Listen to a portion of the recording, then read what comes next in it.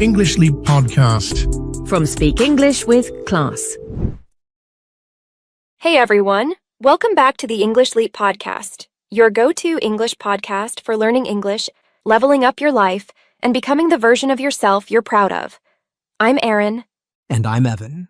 Whether you're tuning in on a lunch break, walking your dog, or staring into space after a long day, thank you for being here.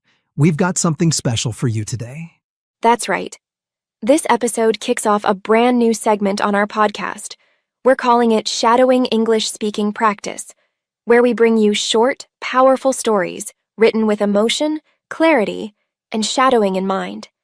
And the storyteller? Oh, you're going to love her. Her name is Crystal, and she's got a voice that draws you in. And the way she tells a story makes shadowing feel easy and fun. As you listen, you'll be naturally exposed to idioms, phrasal verbs, powerful vocabulary, and whatnot. So while you're soaking in the story, you'll also be absorbing real English the way it's truly spoken. And if some expressions fly over your head, no worries. Crystal will guide you through the vocabulary and phrases right after the story, just like a warm and encouraging teacher. Plus, we've created a free PDF with the full transcript, grammar and comprehension questions, and even some reflection prompts to help you lock in everything you've learned. All right, enough preamble. You ready for your first story? Yeah. This one's called She Found a Note on a Pink Umbrella. Yay! Sounds like the beginning of something magical, right? Over to you, Crystal. Hey there, lovely listener. I'm Crystal. I'm so happy you're here today. Before we jump into the story, let me share something that will take your English practice to the next level. It's called shadowing. Now, what is shadowing? It's a simple but powerful way to improve your English speaking, pronunciation, and listening skills, all at the same time. Here's how it works. First, listen carefully to how I speak. Pay attention to the rhythm, the intonation, and the pronunciation of each sentence. Then, pause the video after each sentence and repeat it out loud. Exactly the way I said it. Try to match the tone, the speed, and the emotion in my voice. You're not just repeating words, you're training your brain and mouth to speak naturally in English. If you do this often, your English will sound more confident, clear, and native-like. So, don't just sit back and listen. Get involved. Speak with me. Repeat after me. Let's make your English sound smooth and beautiful together. Now, ready to begin the story? Let's go. So today's story is about a woman named Rachel, a rainy day, and one small act of kindness that changed her outlook. This story is not just about English. It's about hope, paying attention, and finding something beautiful in the middle of a difficult day. So sit back, relax, and feel free to shadow along with me. The rainy morning. Rachel woke up to the sound of raindrops tapping on her window. She opened her eyes slowly and sighed. It was Monday. She got out of bed and made herself a quick cup of tea. Her apartment felt cold and quiet. She lived alone in a small city flat, and sometimes, especially on rainy mornings, it felt a little too quiet. She looked out the window and saw people walking to work with umbrellas. "I wish I could stay in bed all day," she mumbled, but she had to go to work. Rachel worked at a bookstore, and even though she loved books lately, everything felt heavy. She grabbed her coat and reached for her umbrella, but it was broken. One side was bent, and the handle was loose. She stared at it for a moment. "Great," she whispered. "Just perfect." Rachel walked to the bus stop in the rain. Her coat was too thin, her shoes got wet, and her hair started to curl from the damp air. When she reached the stop, she was already wet and cold. There were a few people waiting: an old man with a newspaper, a young girl with headphones, and a mother holding a baby. Rachel stood quietly at the end of the bench, trying to make herself small. Then she noticed something unusual. Next to the bench, leaning against the wall, was a pink umbrella. It looked new and unused. It didn't belong to anyone nearby. She looked around. No one seemed to notice it. She picked it up carefully and looked at it. It was bright pink, with little white flowers printed on it. There was a note attached to the handle. It said, "If you're reading this, it means you need it more than I do today. Take it. Stay dry. A stranger." Rachel stared at the note. Her eyes widened, and her lips curled into a small smile, the first smile of the day. She looked around again. Still, no one claimed it. She held the umbrella tightly and opened it. It worked perfectly. The rain didn't touch her now. For the first time that morning, she felt warm and seen. She stepped onto the bus and found a seat by the window. She kept the pink umbrella in her lap and looked at the note again. A stranger had left a gift. For someone. For her. The bus moved slowly through the city. Raindrops slid down the glass. Rachel stared out, thinking about the kindness of someone she had never met.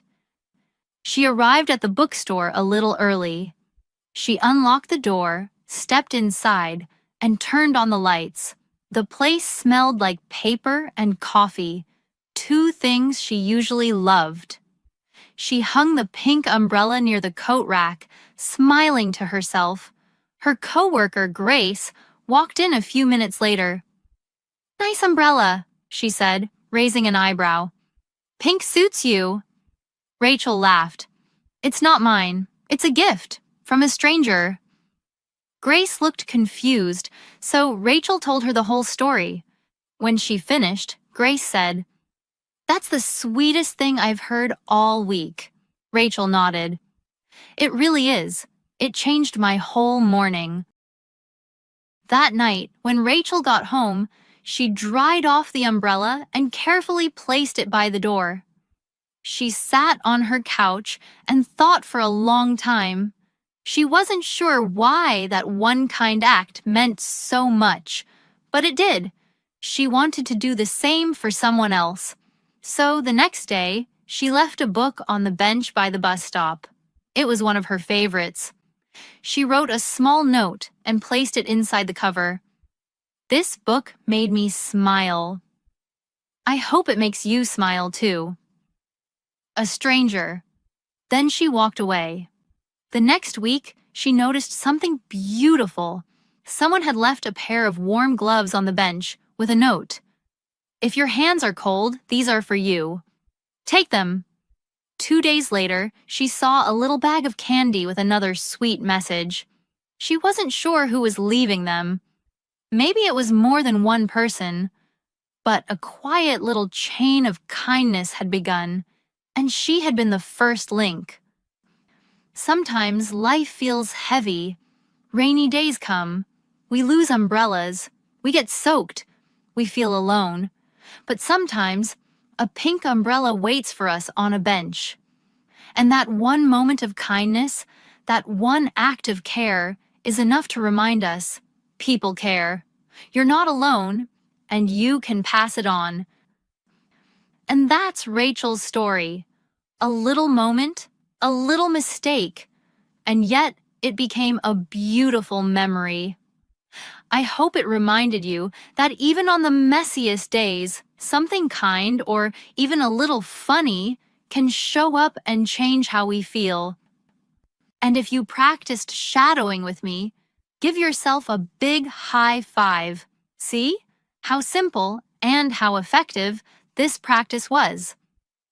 Every time you repeat a sentence, you're not just learning English, you're building confidence, rhythm, and fluency, one word at a time. Now, I know we used some new words and phrases in this story, so don't worry if a few of them flew over your head. That just means it's time to break them down together. Let's go over the key vocabulary and expressions you heard in the story, so next time you'll understand them right away and maybe even use them yourself. Ready? Let's begin. First up, step out. Step out. This means to leave or exit a place. Imagine you're inside the restroom, and then you take one step, and boom, you're outside. That's stepping out. Example, I stepped out of the room to answer a phone call. Repeat with me. I stepped out of the room to answer a phone call. Nice work! Now, here's a word that's short but powerful. Buzz. Buzz. It's like when your phone makes a quiet sound or vibration because you got a message or a call. Not loud, just a soft little buzz, like a tiny bee going, "Hey, look at me." Example, my phone buzzed in my bag during class. Say it with me. My phone buzzed in my bag during class. Great job. Let's explore this one next. Mumble. Mumble means to speak very softly or unclearly, usually when you're nervous or unsure. Your words don't come out clearly, they kind of hide in your mouth. Example, I felt embarrassed, so I mumbled a quiet, "Sorry." Say it together. I felt embarrassed, so I mumbled a quiet, "Sorry." Nice and clear, well done. Here's a fun one. Zip it up. Zip it up. This means to close something with a zipper, like your jacket or backpack. Imagine zipping up your bag so nothing falls out. Example, I zipped up my backpack before going outside. Repeat after me. I zipped up my backpack before going outside. Perfect.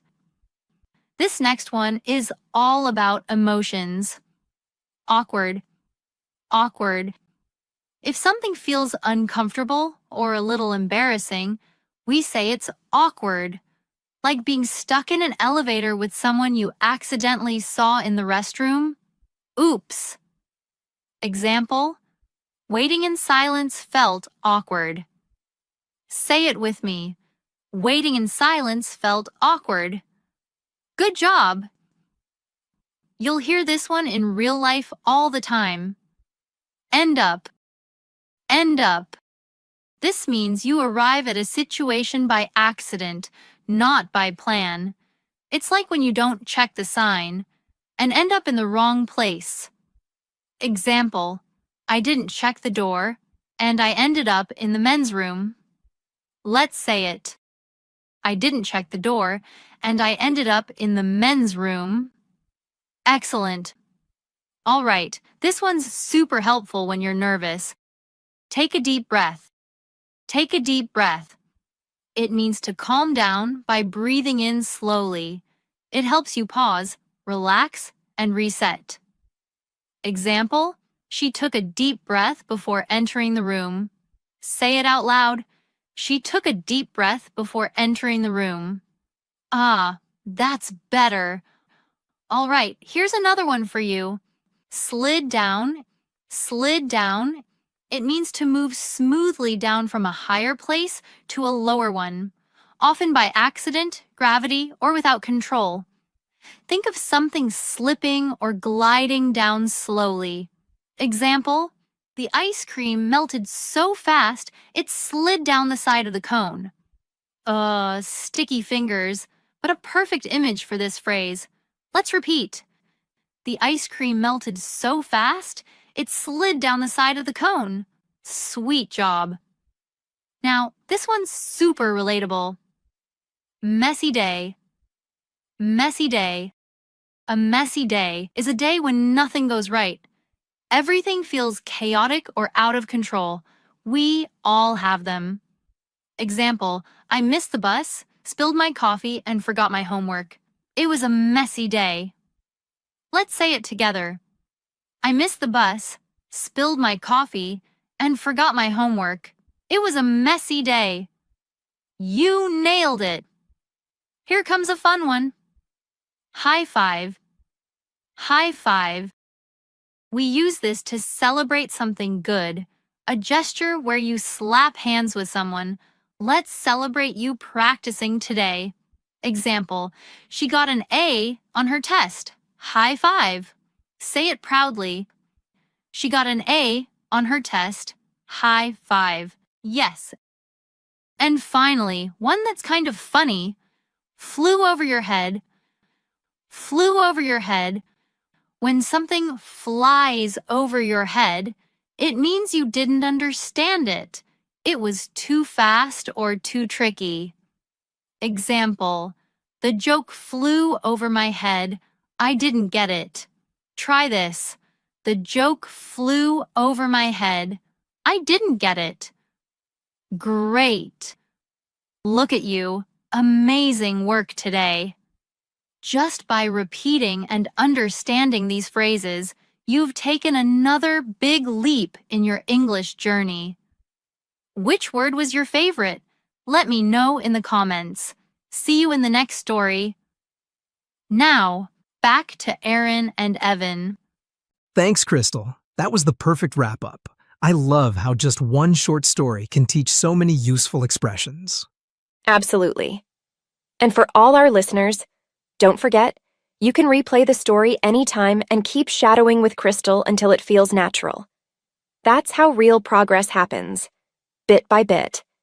And hey, if you enjoyed today's episode, let us know in the comments and share it with a friend who's learning English too. We've got more fun, inspiring stories, and powerful learning tools coming your way. Until next time, stay curious, keep listening, and never stop growing. See you in the next one. Your progress doesn't end here. To continue advancing your English skills, click on the next video or explore the additional videos we've thoughtfully selected for you. English Leap Podcast. From Speak English with Class. Hey there, everyone. Welcome back to the English Leap Podcast.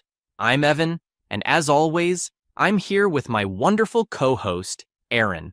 We're so glad you're joining us today for another meaningful episode. Hi, everyone. Thanks for being part of today's conversation.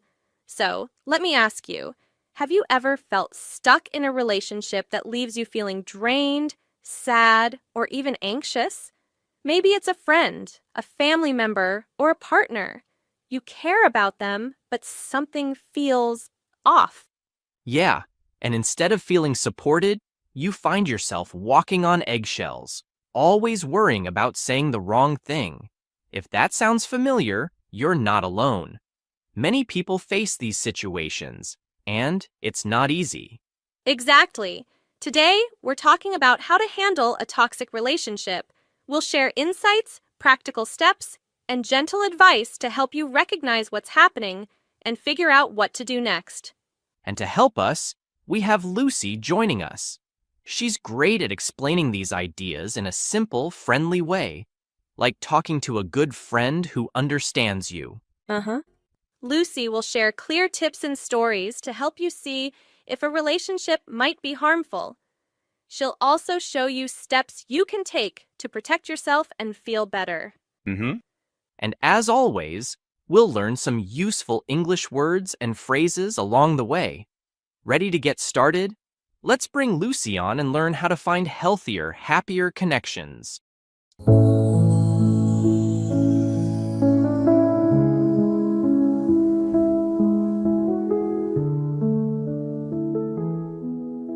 Imagine a small hidden garden behind an old house.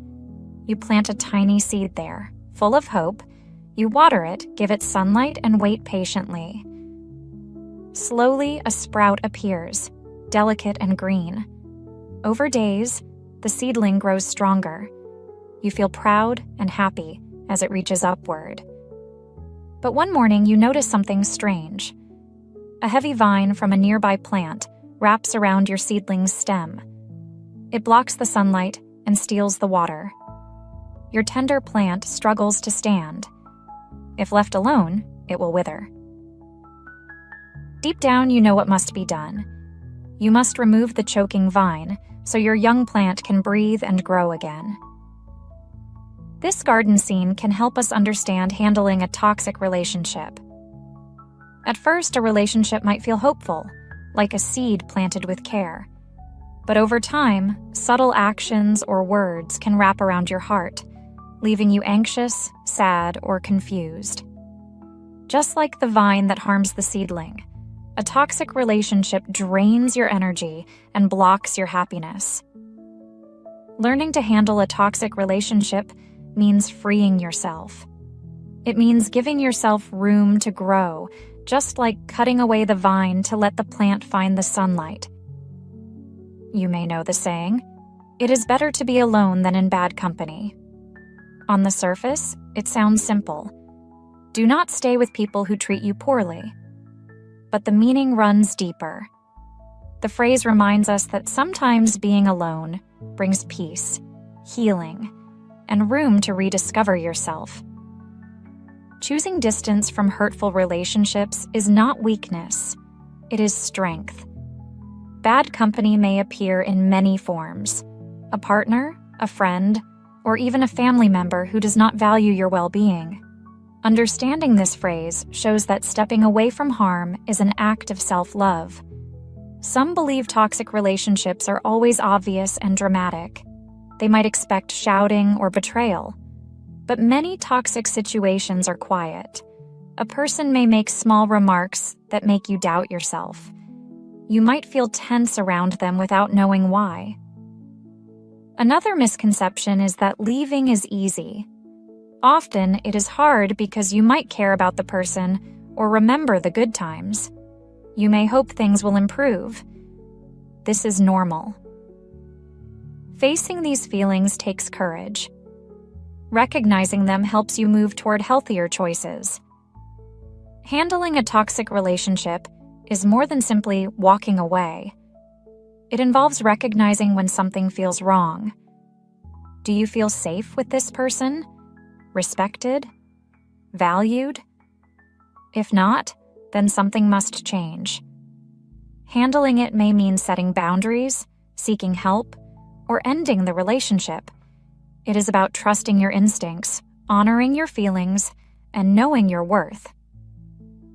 Views on relationships differ across time and cultures.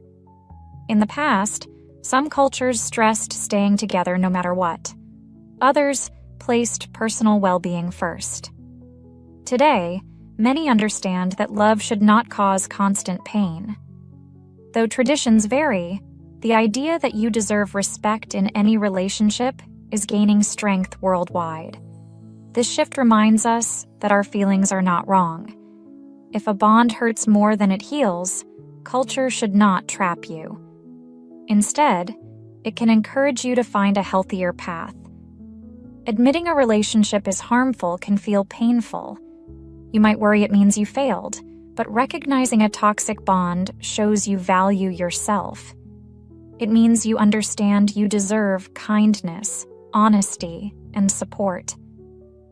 When you free yourself, your inner qualities, courage, compassion, curiosity, can shine again. Leaving a toxic situation can feel like stepping into sunlight after a long shadow. Over time, you may realize that this difficult choice helped you grow stronger and more true to yourself. Society sometimes pressures us to stay loyal, no matter what. It suggests that good people never leave. But this idea can trap you in bad situations. True loyalty is not one-sided. If you constantly give while the other person only takes, that is not love. It is imbalance. Breaking away from harmful norms frees you to find healthier connections. It shows others that putting your well-being first is not selfish. It is wise and necessary. Many admired figures have chosen to step away from toxic relationships. Some artists, writers, or leaders spoke openly about leaving harmful situations. Maya Angelou, for example, wrote about freeing herself from people who belittled her. By doing so, she maintained her self-respect and dignity. These examples prove that even those we look up to have faced similar struggles. They show that moving on is possible and can lead to a more fulfilling life. Toxic relationships come in many forms. It might be a partner who constantly criticizes you. It could be a friend who never respects your boundaries. It may even be a family member who brings you down instead of lifting you up.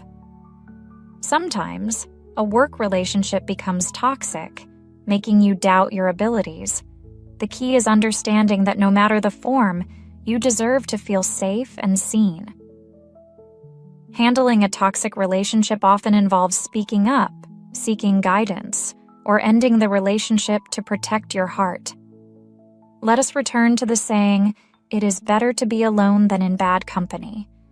Now, we see that it is not just about rejecting others. It is about valuing your peace and self-worth. By choosing not to stay in hurtful bonds, you are telling yourself that you matter. This phrase encourages you to trust your own feelings and know when to let go. Take a moment to consider your own experiences. Have you felt trapped, as if a heavy vine weighed on your soul? Perhaps someone you know struggles quietly with a harmful connection. Think about how these ideas might help you or someone else. Reflect on what respect, safety, and comfort mean to you. If it feels right, share your thoughts with a trusted friend or a supportive community. Your story might help others find their own courage. Remember, handling a toxic relationship is not about judging yourself or others. It is about understanding that we all deserve kind and respectful connections. By choosing to free yourself, you affirm that your well-being matters. Like removing a choking vine from a tender plant, clearing away a toxic relationship gives you room to grow toward the light. Trust yourself. You are allowed to find peace. You are allowed to flourish. If you ever doubt this, remember that many have walked this path before, emerging stronger and wiser. Take a deep breath and feel your own strength. With each step you take, be it setting boundaries, seeking help, or leaving a harmful situation, you move closer to the light of self-respect and healing. Over time, the garden of your heart will bloom with bright blossoms of hope and renewal. Important vocabulary and expressions. Harmful, meaning causing pain, damage, or negative effects. Example: listening to negative comments every day can be harmful to your confidence. Boundaries, meaning limits you set to protect your well-being or personal space. Example: she set boundaries with her coworker by saying she wouldn't answer work calls after 7 p.m. Toxic, meaning poisonous or very bad for someone's mental or emotional health. Example: the constant arguments created a toxic environment in the house. Influence, meaning the power to affect someone's thoughts, feelings, or behavior. Example: his positive influence helped her believe in herself again. Respect, meaning the feeling that someone is important, valued, and treated kindly. Example: respect means listening carefully to someone's opinion, even if you disagree. Self-worth, meaning the understanding that you have value and deserve kindness.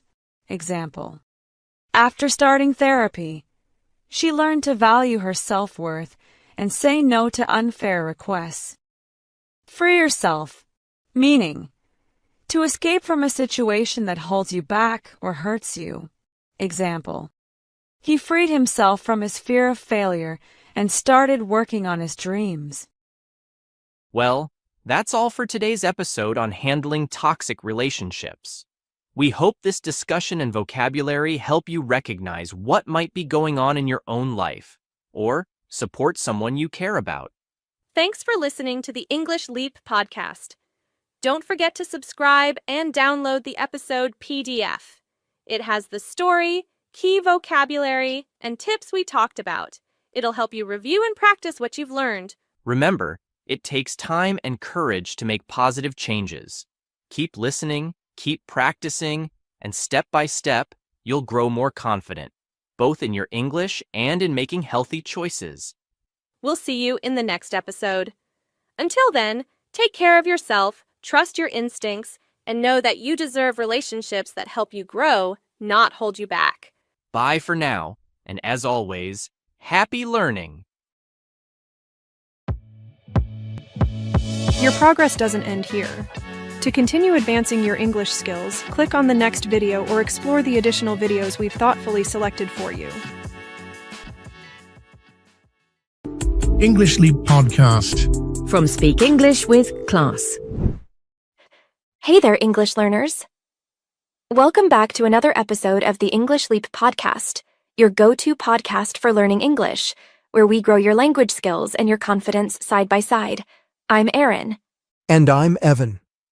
Whether you're learning English, setting big goals, or just wondering why you haven't started that New Year resolution you made 3 months ago, this episode's for you. Because today, we're diving into a topic we know will hit home. Okay, Evan, be honest. Have you ever made a huge to-do list, felt super motivated, and then rewarded yourself with a nap before doing anything? Oh, 100%. I once spent 2 hours organizing my planner and then took the rest of the day off. I had a vision board, motivational quotes, everything except energy. Yep. That's the spirit of today's episode. We're talking about a feeling a lot of people relate to, but don't often admit. Being ambitious, but kinda lazy. You've got the dreams, the vision, the potential. But somehow you still end up binge watching videos with a snack in each hand. Exactly. We want the glow up without the get up. Sound familiar? That's what we're unpacking today. Why ambition alone isn't enough, and how to bridge that gap between what you want and what you actually do. And if that sounds like you, or even just a little like you, you're in the right place. We've created a free PDF guide for today's episode. It's got all the key takeaways, comprehension questions, and grammar practice to help you turn this episode into real growth. You'll find the link in the description. Download it, use it, and hey, maybe don't let it sit in your downloads folder for 3 weeks. Haha, seriously. And of course, as always, we'll be introducing some useful intermediate-level words and phrases throughout the episode. Exactly. And later on, our friend Charlotte will break them down in Charlotte's vocabulary section, where she'll explain their meanings and show you how to use them like a pro. So now that we've set the stage and maybe exposed a few of our own habits, let's get into the heart of it. Yeah, because being ambitious but lazy isn't just a personality quirk. It's a pattern, one that can quietly hold you back if you don't recognize it. We're going to break it down, point by point, and talk about why this happens, how to shift it, and what English learners like you can do to take small, real steps forward. Okay, let's unpack the first big trap that holds so many ambitious people back, even when their dreams are sky high. Right. This one's sneaky. We all say we're waiting for motivation, but honestly, it's like chasing a mirage in the desert. You feel a burst of energy after watching a motivational reel, and 5 minutes later, you're deep into YouTube Shorts, completely off track. Guilty. Last month, I watched a video that told me I could become unstoppable. So I made a to-do list, lit a candle, and took a nap. It's wild how we confuse feeling inspired with actually doing something. Exactly. That's the mirage. It feels like we're moving forward, but we're just stuck in place. Because let's face it, motivation is fleeting. It shows up all dramatic like fireworks, then disappears just as fast. Yeah. What really gets things going is momentum, not inspiration. I've learned that if I just start, write one sentence, read one paragraph, my brain wakes up and joins the party. And the same goes for English learners.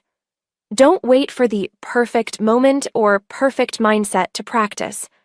Just set a 10-minute timer. Speak out loud. Write down 5 new words. Just do something. Progress starts with a decision, not a mood. And speaking of progress, there's one thing that loves to stand in its way. It wears a cape and pretends to be helpful, but it's really just fear with good branding. Oof. Perfectionism. I used to think it was a badge of honor. Like, look how high my standards are. But in reality, it left me stuck. I once took 3 weeks to post a 2-minute video because I couldn't decide if my tone sounded smart enough. I feel this deeply. I used to rehearse my English so much in my head, it was like I had a whole TED Talk ready. Until someone asked, "Hey, how are you?" And I froze. Perfectionism is counterproductive. It convinces you to polish something that doesn't even exist yet. It's like trying to bake the perfect cake without cracking a single egg. You're stuck at step 0, just thinking about the masterpiece. And for English learners, don't let perfection stop you from speaking. Don't wait to sound like a native. Speak now. Stumble. Learn. That's the real formula. Yes, swap out perfect for progress. That one shift, total game changer. So once you stop waiting for perfection and finally take that first step, you'd think things would flow, right? You'd think, but then comes the overwhelm. Suddenly, it's not one step. It's 15 directions at once. And boom, you're stuck again. You know this one. You set 15 goals, color code your planner, buy new pens, and then binge watch productivity hacks on YouTube for 3 hours. I once had 12 goals for the month. Want to guess how many I achieved? 0. But my desk was spotless. That illusion of being productive was really just mental clutter. Yup, we call this goal bloating. You're carrying so many goals, none of them move. Like trying to juggle water balloons. You can't catch anything because you're holding everything. That's where you have to streamline. Pick one focus, not 5. Just one. That's how momentum builds. And English learners, this is huge. Don't try to master pronunciation, grammar, vocabulary, and writing all at once. Choose one. For this week, maybe it's speaking. That laser focus makes your progress compound over time. The secret isn't more goals. It's less noise and more doing. One step, one target, one win at a time. And just when you think you've narrowed it down and you're ready to move, there's another sneaky trap waiting for you. Oh yeah, this one wears a suit and calls itself productivity. But really, it's just procrastination in disguise. I've fallen into it so many times. I'll say I'm researching the best method or planning the perfect strategy, but I'm really just avoiding the uncomfortable part, getting started. It's like rearranging your tools all day instead of building the thing. You feel busy, but nothing's actually moving forward. And English learners do this too. I'm just looking for the right app. I'm organizing my study folder. All helpful, but only if it leads to real action. If not, it's just another form of delay.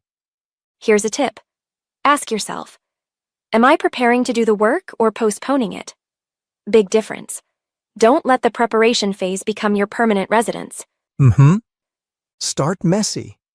Speak that one sentence. Watch the video and repeat what you hear. Do one tiny thing that's real, not just something that feels like progress. And sometimes, even when we're not organizing or researching, we're still stuck. Not in action, but in our own heads. Yes. It's like you're mentally rehearsing the task 100 times instead of actually doing it. Overthinking can be more exhausting than real work. I remember lying awake one night, planning how I was going to reply to a single email. Just one. I rewrote it in my head 10 different ways. And by morning, I was drained and still hadn't replied. Been there. Overthinking creates this invisible fatigue. You burn through your mental bandwidth before the task even begins. And for English learners, it sounds like this. What if I make a mistake? Will they understand me? What if I forget the word? By the time you've thought of everything that could go wrong, you've talked yourself out of even trying.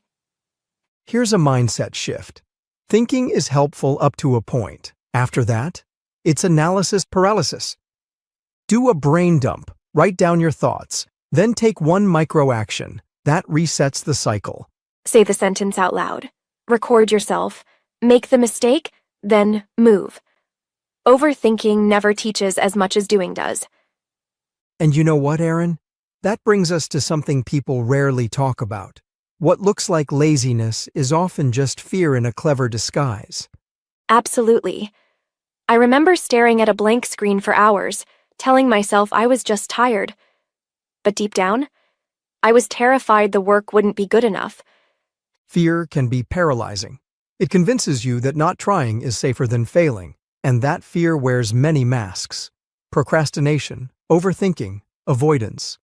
For English learners, this might sound like, I'll practice when I'm better, or what if I sound silly? But here's the truth. Fear is normal, and the only way out is through. Start small. Speak up once. Ask a question. Make a tiny mistake. Then keep going. That's not weakness. That's bravery in motion. And once you stop letting fear lead the way, here's the next move. Set yourself up for success by making the first step ridiculously easy. Yes. The trick isn't to push harder. It's to lower the barrier. Imagine trying to climb a mountain in slippers. Of course you'll hesitate. But what if the first step was just putting on your shoes? That's the secret. Reduce the effort it takes to start. For me, I wanted to read more, but I was always too busy. So I put a book on my nightstand. No searching, no setup. Just reach over and read one page. And it works the same way for English learners. Instead of saying, I'll study grammar for an hour, start with, I'll learn one new phrase today. Keep your English notebook open on your desk. Keep a language app on your home screen. The easier it is to begin, the more often you'll begin.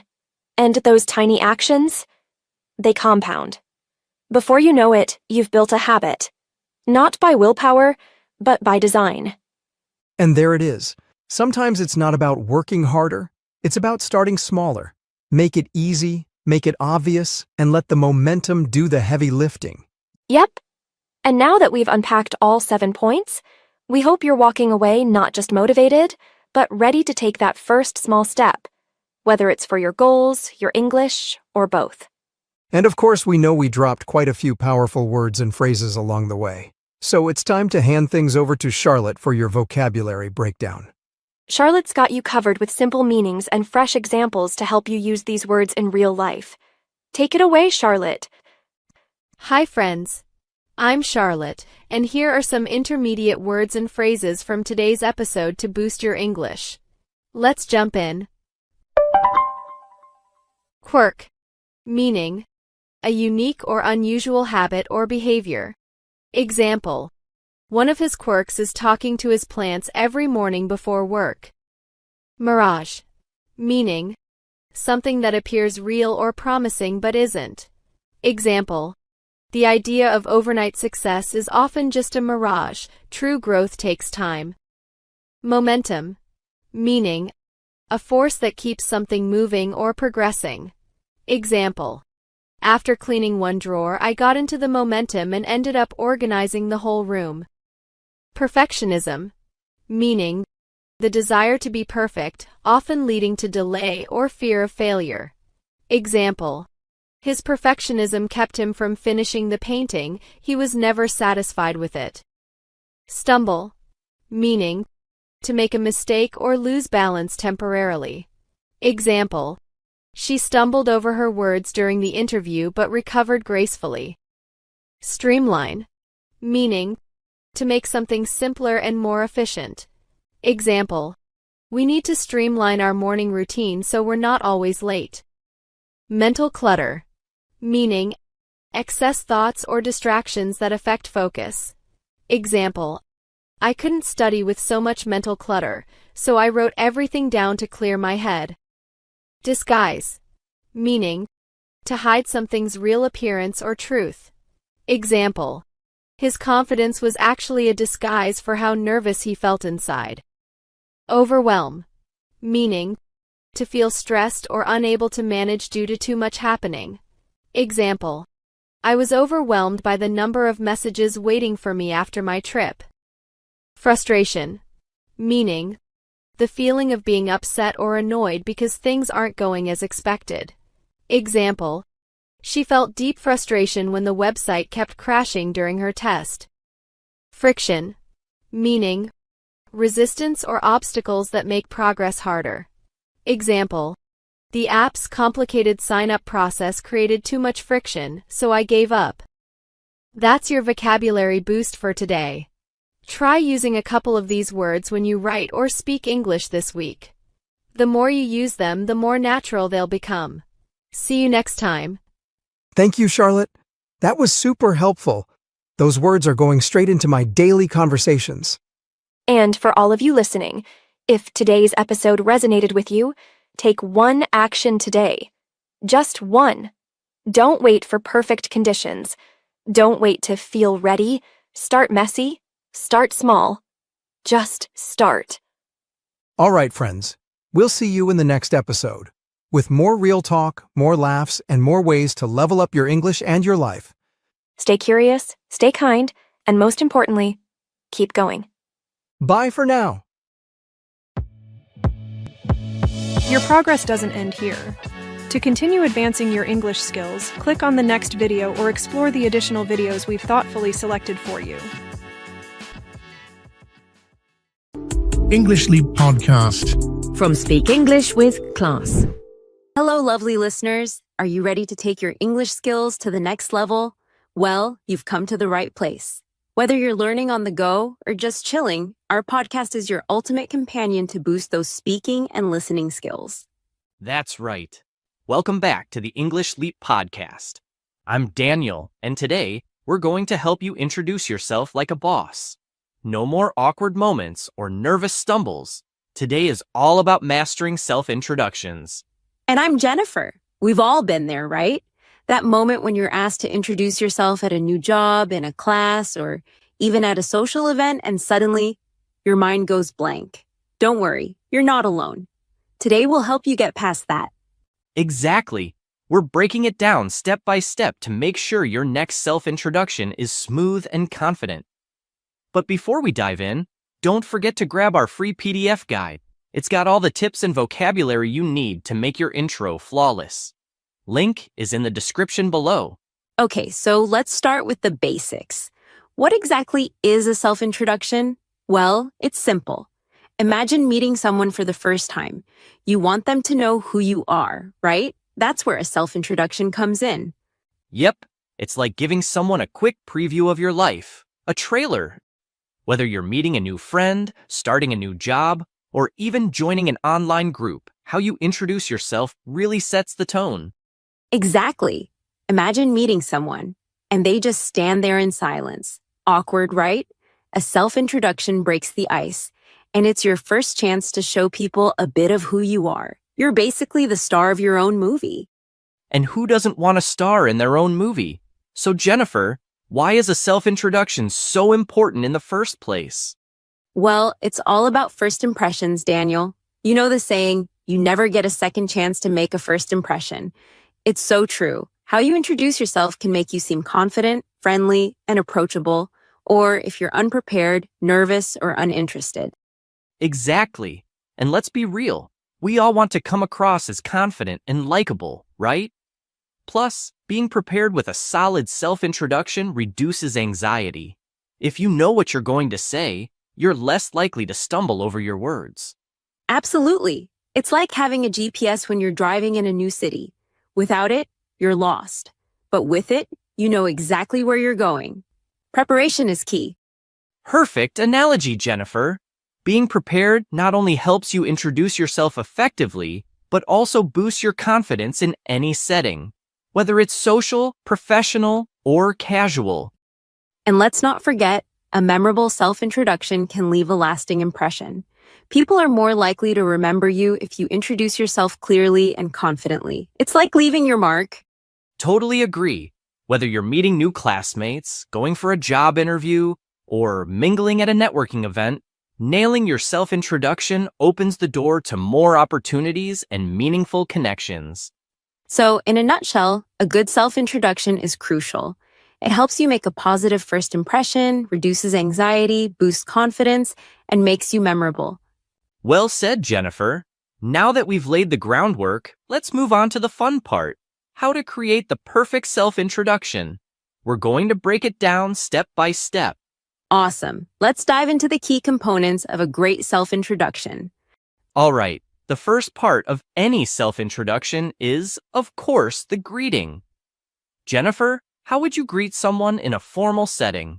Oh, good one. If I were in a formal setting, I'd say something like, hello, good morning, good afternoon, or good evening. The trick is to match the formality of the setting. And remember, folks, good night is for saying goodbye, not for starting a conversation. Great point. In a formal setting, it's all about setting the right tone with a polite greeting. Now, let's switch it up. What about informal settings, Jennifer? How would you greet someone casually? For a casual setting, I'd keep it light. You could say, for example, hey, hi, or what's up? It's all about creating a relaxed and friendly vibe. Something like, hey, it's great to meet you, sets the tone just right. Exactly. Picking the right greeting for the situation is key. If you're in a formal setting, you don't want to go too casual, and vice versa. It's all about making the other person feel comfortable. Right, so that's our first component. Simple, but it sets the stage for the entire interaction. What do you think, Daniel? Are we ready to move on to the next part? Absolutely. Now that we've nailed the greeting, let's move on to stating your name. So, Jennifer, how would you typically introduce yourself? Well, if I'm in a casual setting or small group, I'd go with, I'm Jennifer. It's straightforward, easy to understand, and gets the job done. You could say, for example, hi, I'm Jennifer. Nice to meet you. How about you, Daniel? Any other approaches? If I were in a slightly more formal setting, I might say, my name is Daniel, or even, my name's Daniel. It adds a bit of formality, especially if you want to set a professional tone. For instance, good afternoon. My name is Daniel, and it's a pleasure to be here. It's all about the tone you want to create. Absolutely. And there are also special situations where we might adjust how we introduce ourselves. If you're speaking to a large audience, you might say, this is Jennifer. It makes it clear who's speaking, especially if you're on stage. For example, good evening, everyone. This is Jennifer, and I'll be guiding you through today's session. Good point. And over the phone, you might say something like, hi, this is Daniel speaking. It helps the person on the other end know exactly who they're talking to without any confusion. For instance, hello, this is Daniel speaking. How can I assist you today? Exactly. See, it's all about tailoring your introduction to the setting. Now that we've covered the greeting and your name, let's move on to another key part, stating your age. Simple, but important. Daniel, how would you handle that? If I wanted to be straightforward, I'd say, I'm 35 years old, or just, I'm 35. It's direct, clear, and to the point. Yep. And if you want to be a bit more general, you could say, I'm in my late 20s, or I'm in my mid-30s. It gives people an idea without being too specific, which is great if you're not into sharing exact numbers. For example, hello, I'm Jennifer, and I'm in my late 20s. Exactly. It gives you some flexibility, especially if you want to keep things a little mysterious, right? It's all about what you're comfortable with. Now that we've covered age, let's move on to the next key part of your self-introduction, location. Daniel, what's the easiest way to introduce where you're from? The simplest way? I'm from New York. It's quick, clear, and gives the basic info people are looking for. Yep, straight to the point. And if you're in a more international setting, you might want to mention your nationality. You could say something like, I'm American. It's especially useful when you're talking to people from different countries, so they know where you're from. Exactly. And if you want to add more of a personal touch, you could say something like, I come from a small town in Italy. That come from gives it a sense of your journey, like you're sharing a bit of your story. Absolutely. It adds some character to your intro, right? It feels like you're giving people more than just a location. Another great one is, I was born and raised in Chicago. That highlights your strong connection to your hometown and shows people where your roots are. And if you've lived in multiple places, you could say, I was born in London but raised in Toronto. It's perfect for showing that your life experience is split between two places. Totally. And if you grew up in one place but live somewhere else now, you could say, for example, I grew up in Boston but now live in San Francisco. This way, you're giving people a sense of your journey, where you started, and where you are now. Right. And if you're introducing yourself in a professional setting, you could say something like, I'm originally from Paris, but now based in Tokyo. It's great for showing where you come from and where your career has taken you. Exactly. And if you want to add even more detail, you could say, for example, I've been living in New York for the past 5 years. That way, you're not only sharing your current location, but also giving people an idea of how long you've been there. And if you've recently moved, you could say, I've spent the last 2 years in Berlin. That lets people know you've been there for a while, but you're not originally from there. So as you can see, it's all about sharing just the right amount of detail for the situation.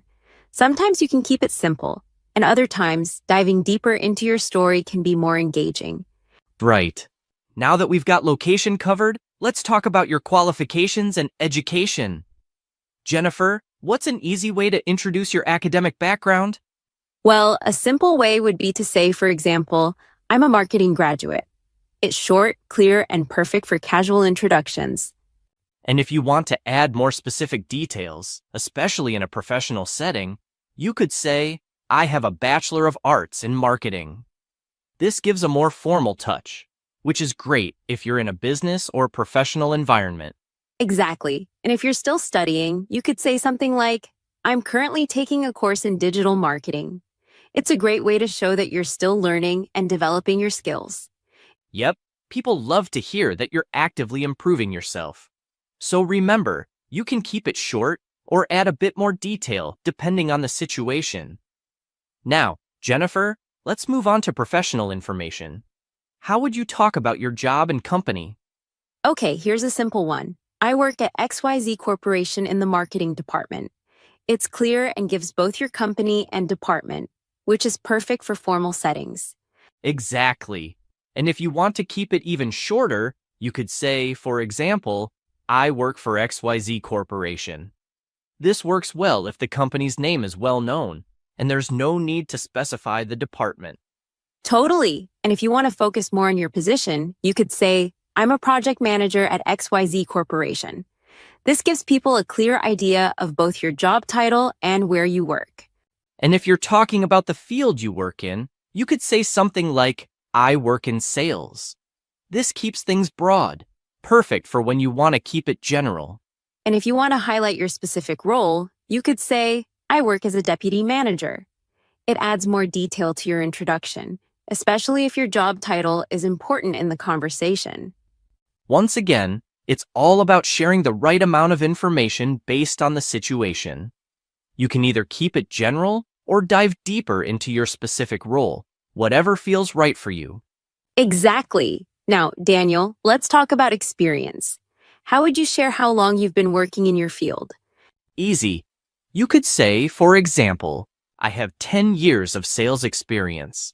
It's clear, simple, and gets the message across about how experienced you are. And if you want to phrase it differently, you could say something like, I've worked in sales for 10 years. This focuses more on the time you've spent in the field, which works great when you want to highlight your years of experience. Exactly. And if you're talking about experience in another field, you could say, I've worked in accounting for 3 years.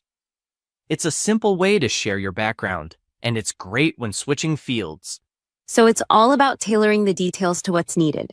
You can give a broad idea or get more specific depending on what the situation calls for. Right. Now, let's move on to something a bit more personal. Family. How would you introduce your family, Jennifer? You could say, for example, I have a brother and a sister. It's an easy and simple way to introduce your family members. Exactly. And if you want to talk about the size of your family, you could say something like, we are a family of 5. It's perfect when you want to share a little more without going into too much detail. Right. And if you want to be specific about siblings, you could say, I'm one of 4 siblings. It highlights your position in the family. And if you don't have siblings, you could say, I'm an only child. Simple and straightforward. Okay, now we're down to the last part. Hobbies. How would you introduce your hobbies, Daniel? You could say, for example, I really like playing tennis. It's a quick and easy way to share something you enjoy doing in your free time. Exactly. And if you're passionate about your hobby, you could say something like, I'm a big fan of hiking.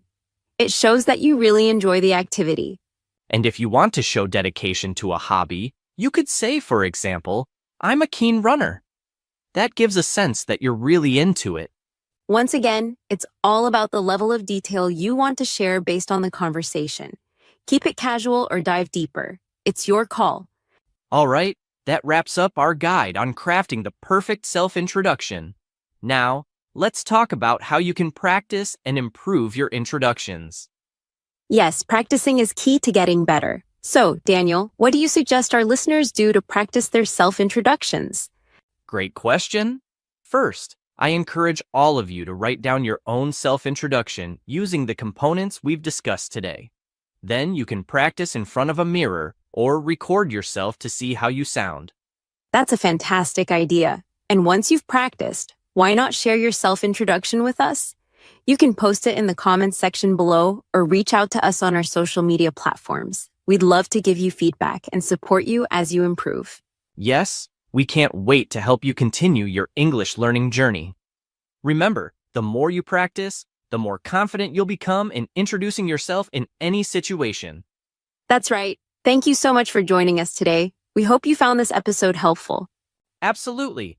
Thanks for listening, everyone. Keep working on your self-introductions, and we'll see you in the next episode.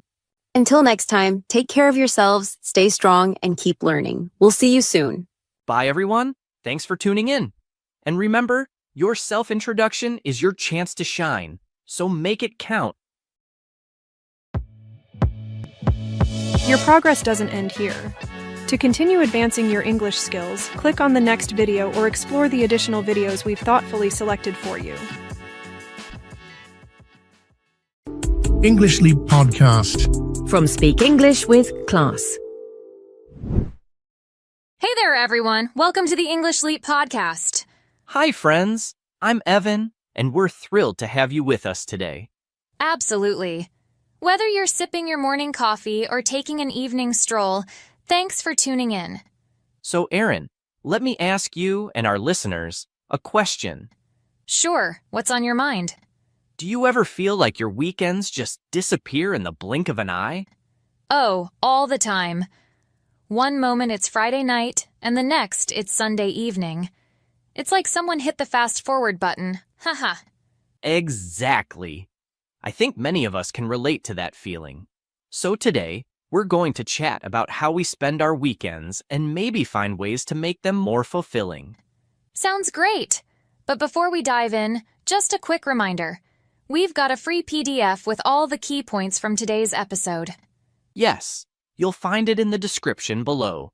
It's perfect if you want to follow along or revisit our tips later. Awesome. So, Evan, walk me through your typical Saturday morning. Well, as you know, I'm up bright and early at 6 a.m. I start with a quick stretch and then head out for a jog around the neighborhood.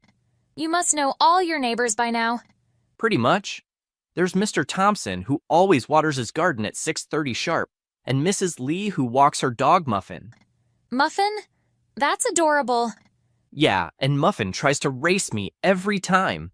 Spoiler alert, she usually wins. Ha ha, I can just picture that. Meanwhile, I'm probably still dreaming about flying or something equally whimsical. Speaking of dreams, Do you ever keep a dream journal? I tried once, but then I couldn't read my own handwriting in the morning. Classic. So after your luxurious sleep-in, what's next? Well, once I finally roll out of bed, around 9 or 10, I make myself a big breakfast. Lately, I've been experimenting with pancake art. Pancake art? Like making shapes and designs? Yep. Last week, I made a pancake that looked kind of like a unicorn. Or maybe it was a llama. Impressive either way. I usually stick to my standard avocado toast. You and your avocado toast. Do you ever get tired of it? Not really. But I did spice it up last weekend by adding a poached egg on top. Living on the edge, I see. Hey, for me, that's wild. But seriously, having a routine helps me feel grounded. I get that. For me, variety keeps things interesting. Like, sometimes I'll decide on a whim to drive to the countryside. Really? Just like that? Yeah. One time I ended up at this charming little farmer's market. They had the best homemade jam I've ever tasted.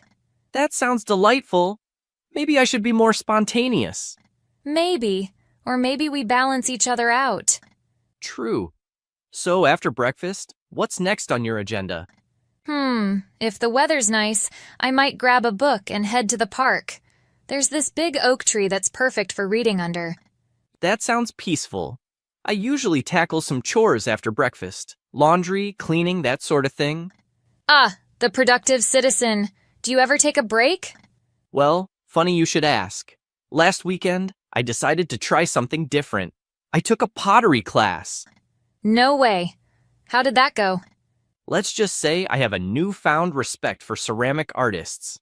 My bowl looked more like a lopsided hat. Hey, it's abstract art. Did you enjoy it? Surprisingly, yes. It was relaxing to get my hands dirty and create something. See? Stepping out of your comfort zone can be rewarding. You're right. Maybe I'll make pottery a regular hobby. That's awesome. I've been wanting to pick up a new hobby myself. Like what? I've been thinking about joining a dance class. Maybe salsa or hip-hop. That sounds fun. I've got 2 left feet, so dancing is probably not for me. Oh, come on. Everyone can dance. It's about feeling the music. If you say so, maybe you can teach me some moves. Challenge accepted. You know, this reminds me of how important it is to try new things and keep growing.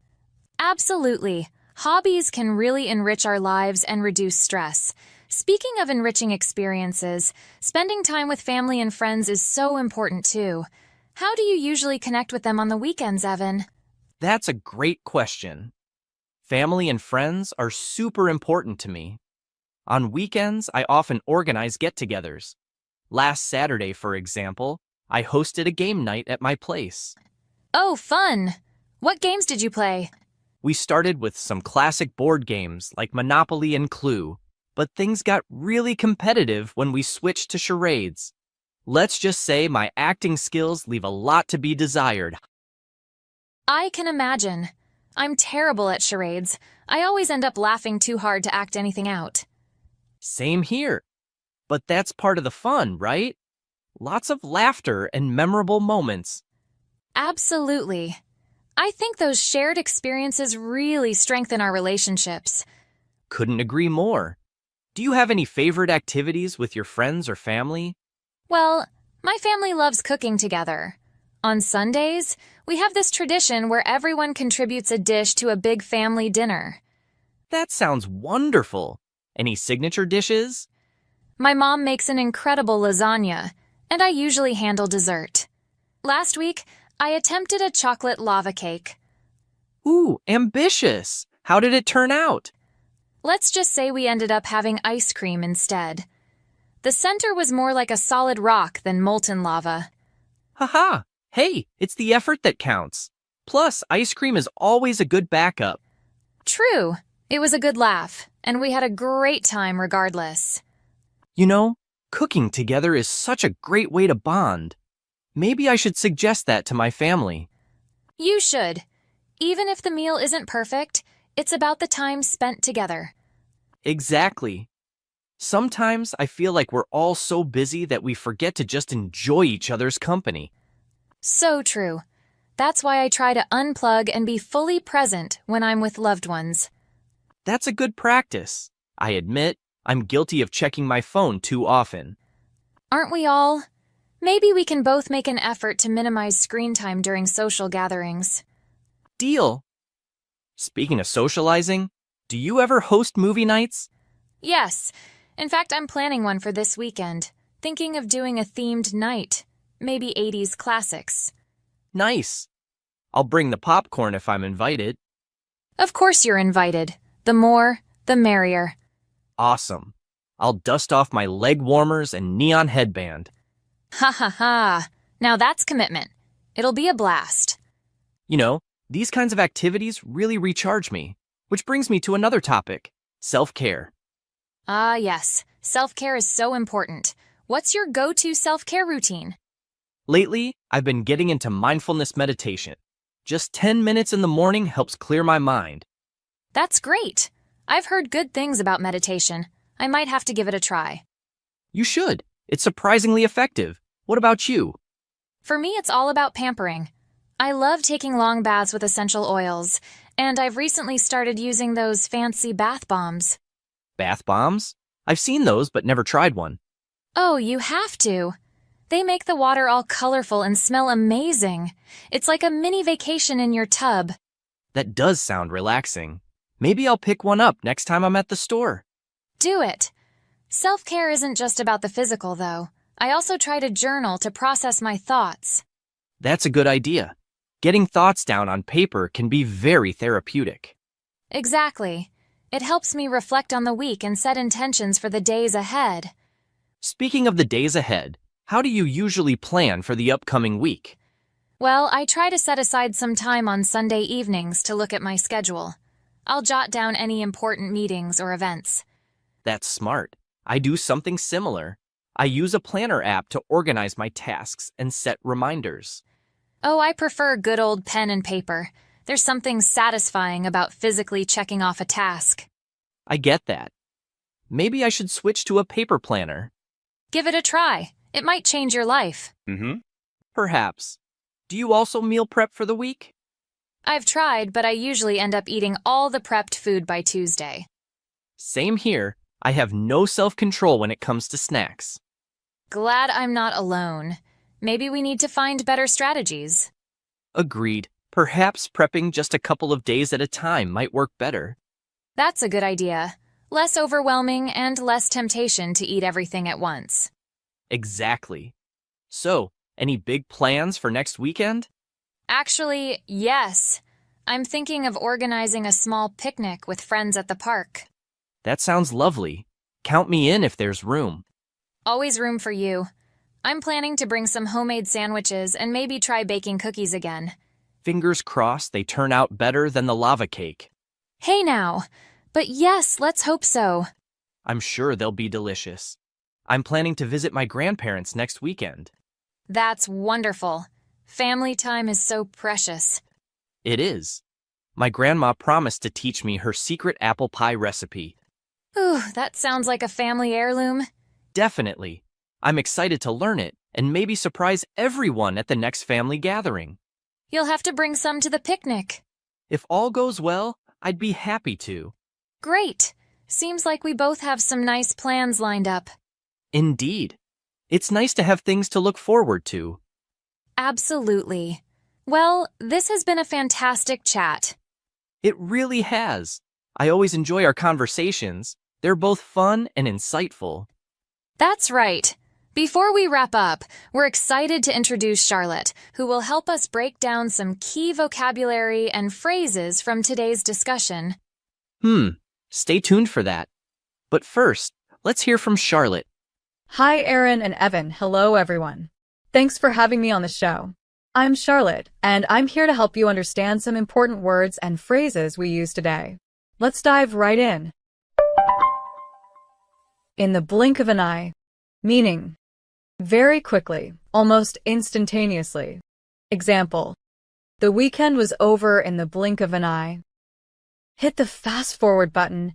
Meaning, to speed up a process or skip ahead. Example: during the boring lecture, I wished I could hit the fast-forward button.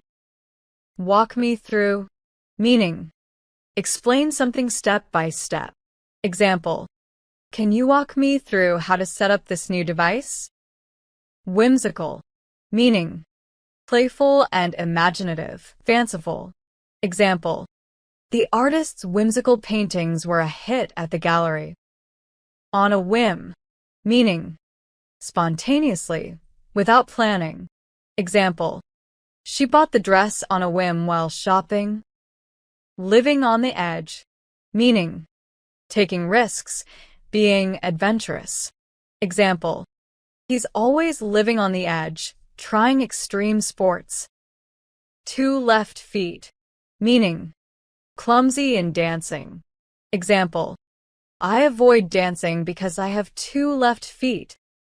Pampering, meaning indulging in comfort and luxury. Example: after exams, she spent the day pampering herself at the spa. Unplug, meaning disconnect from electronic devices to relax. Example: they decided to unplug for the weekend and go hiking. Pique interest, meaning to arouse curiosity. Example: the mysterious book title piqued my interest. I hope these explanations help you understand today's episode better. Remember, building your English vocabulary is a great step towards boosting your confidence. Thanks for joining me, and see you next time. Wow, that was so helpful. Thanks, Charlotte. Absolutely, Charlotte. We appreciate you clarifying those phrases. And to our listeners, don't forget to check out the free PDF we've put together. It includes all the key points and vocabulary we discussed today. You'll find it in the description below. It's packed with tips and ideas to help you make the most of your weekends and enhance your English skills. We'd love to hear from you all. How do you spend quality time with your loved ones? What are your self-care rituals? Feel free to share your thoughts and stories with us. Your experiences make our community richer. Well, I think it's about time we wrap things up. Agreed. It's been a pleasure as always. Absolutely. Until next time, everyone, keep learning and keep leaping towards your English goals. Bye for now. Your progress doesn't end here. To continue advancing your English skills, click on the next video or explore the additional videos we've thoughtfully selected for you.